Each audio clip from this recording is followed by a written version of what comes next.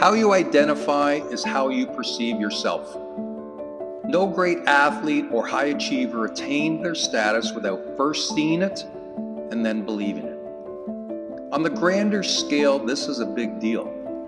So often we wait for proof or some kind of tangible results before we start to believe that we can be or achieve something great. The idea of identity lives within everyone. It affects the way we think and therefore how we act. In a social setting, if I identify as the most confident person in the room, how do you think I look? You'd probably say something like, head up, shoulders back, standing tall, all things related with the identity of the most confident person. My behaviors stem from my belief. Identity is powerful. If you identify as positive, you become positive. It's a great equation. But what about the opposite? What if you don't identify with the positive? Or what if your limiting beliefs are creating an identity that's actually holding you back? Let me give you a couple of examples that you might relate to. These are little things that I found myself using in the past or I've heard in others.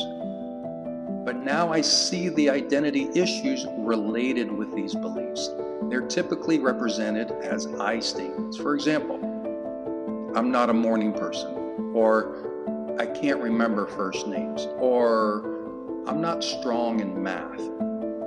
All these statements are limiting beliefs that create an identity that you then act out accordingly. Take the statement, I'm not a morning person. I use this example all the time with my clients that identify with this phrase. So let's say the alarm goes off. What does a non-morning person do? Well, because they identify as such, they'll probably hit the snooze alarm, maybe curse the fact that it's morning and other non-morning person behavior. Sound familiar? But what if instead of it just being the morning alarm, it's actually the fire alarm? Would that non-morning person behave in the same manner? No, they'd be up, alert, and probably moving towards the exits. The only difference in the two alarms is how we perceive the moment and how we identify our responses to be. You can be a morning person if it's the fire alarm, yet you cling to the identity of a non-morning person the rest of the time.